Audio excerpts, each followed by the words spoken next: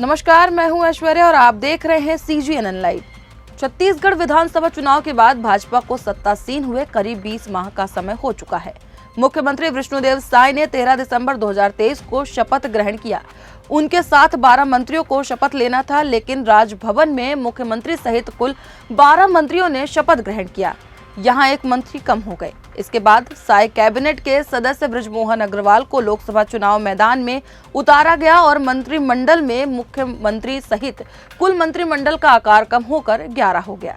छत्तीसगढ़ में विष्णुदेव साय सरकार को पौने 2 साल हो चुके हैं। इसके बीच मंत्रिमंडल विस्तार को लेकर चर्चाओं का बाजार तो कई बार गर्म हुआ, लेकिन नतीजा सिर्फ साबित हुआ। हालांकि इस बीच निगम मंडल और आयोग में नियुक्तियां की गई, जिसके चलते संगठन में दबाव कम हुआ। पर प्रदेश में सरकार की गतिविधियों को लेकर न केवल पक्ष बल्कि विपक्ष की ओर से भी मंत्रिमंडल विस्तार को लेकर साय सरकार पर दबाव बढ़ता नजर आ रहा है। इस बीच सियासी गलियारों में चर्चा एक बार फिर गर्म हो गई है। मुख्यमंत्री विष्णुदेव साय मंत्रिमंडल विस्तार को लेकर केंद्रीय नेतृत्व से चर्चा करने जा रहे हैं। दरअसल सीएम साय बुधवार को कैबिनेट की बैठक के तत्काल बाद दिल्ली रवाना हो जाएंगे। सीएम साय 1 अगस्त तक दिल्ली प्रवास पर रहेंगे।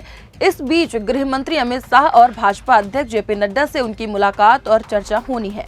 पार्टी सूत्रों के मुताबिक सीएम साय कैबिनेट विस्तार पर गृह मंत्री शाह से चर्चा करने के साथ ही मुहर लगवा सकते हैं, तो संगठन विस्तार पर भी भाजपा अध्यक्ष से चर्चा की संभावना जताई जा रही है। छत्तीसगढ़ में भाजपा को साल 2018 में चुनाव में जहां करारी हार मिली थी, तो वहीं 2023 में शानदार वापसी हुई, लेकिन विष्णुदेव साय का कोरम पूरा नहीं हुआ।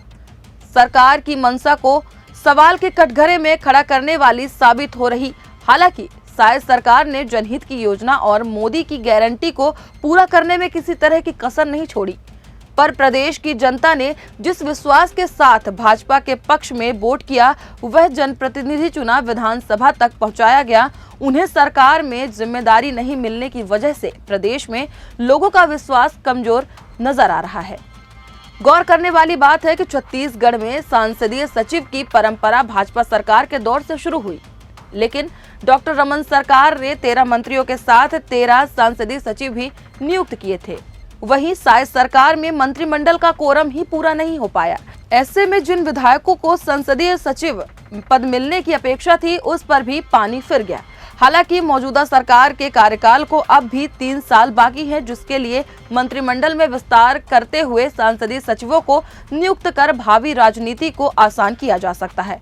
अब बात करें मुख्यमंत्री विष्णुदेव साय के दिल्ली प्रवास की, तो चर्चा जोरों पर है कि सीएम साय मंत्रिमंडल विस्तार को लेकर इस बार दिल्ली प्रवास पर रहेंगे। फिलहाल साय कैबिनेट के अनुभवी मंत्रियों की बात की जाए तो केदार कश्यप, रामविचार नेताम और दयाल दास बघेल के अलावा बाकी सभी पहली बार मंत्रिमंडल में शामिल हुए हैं। ऐसे में उम्मीद की जा रही है कि एक सीनियर और एक जूनियर विधायक को मंत्रिमंडल में शामिल कर कोरम पूरा किया जा सकता है, जिसमें प्रमुखता से जिन नामों की चर्चा है उनमें अमर अग्रवाल, अजय चंद्राकर, पुरंदर मिश्रा और गजेंद्र यादव का नाम शामिल है।